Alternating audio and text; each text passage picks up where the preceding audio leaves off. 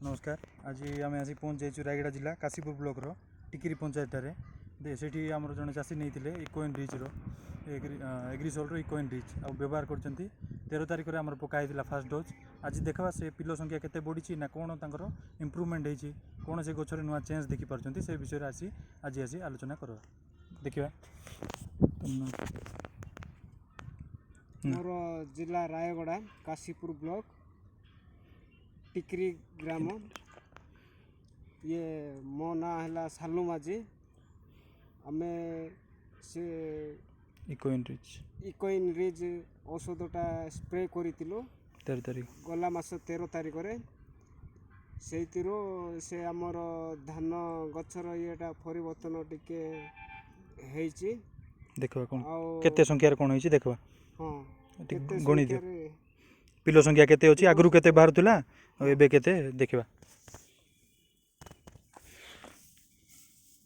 1 2 3 4 5 6 7 8 9 10 11 12 13 14 15 16 17 18 19 20 21 22 23 23टा आगरु केते बाहरतुला आगरु 8-10टा एमती बाहर। ए धान हाइब्रिड धान ना देसी धान ना को धान एटा हमर खंडगिरी देसी धानटा हाइब्रिड धान नाही। केते पिलो संख्या केते बाहरतुला आगरु पिलो संख्या 8 ରୁ 10ଟା एमती 8-10टा बाहरतुला एबे केते बाहर छी वर्तमान को 18टा 20टा एमती 20टा पाखा पाखी डबल पिलो संख्या आइछि। हां ए गुटे जगह देखला आ गुटे जगह हम जाकी देखबा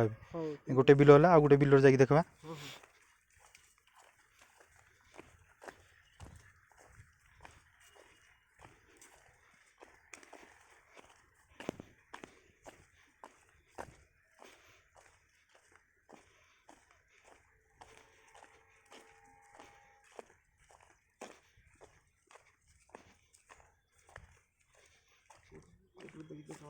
देखो गुटे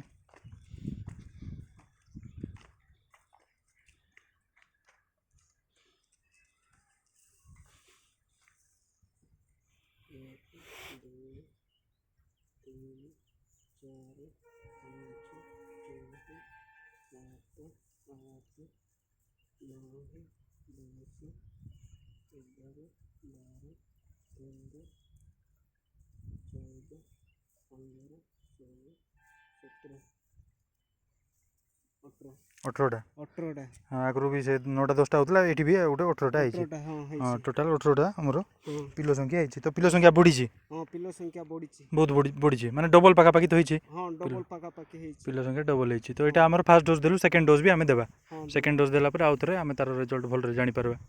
तो चाषी मानक तुम कौन कहना चाहो अन्य चाषी मैंने यहाँ व्यवहार कले कौन उपयोगी पाइपारे ना भल हम धान बोली कौन भावुँ कौन कौच एतिक दिन माने 15 दिन देखला कौन लगुच नाई चाषी मैंने यहाँ व्यवहार कले आके भल ये अमल हम बोल कि आमर आशाटा जेहेतु पिलो संख्या बढ़ी धान भी भल हम बोली। हाँ पिलो संख्याटा बढ़ी धान भी भल हम बोल कि आमर आशाटा। हाँ ना टी कहीदि आउे ना जिला सब कहीदि आम जिला रायगड़ा आ काशीपुर ब्लॉक टिकरी ग्राम तापर जामुगुड़ा सालू माझी फोन नंबर टी कहीदि फोन नंबर 8895861462।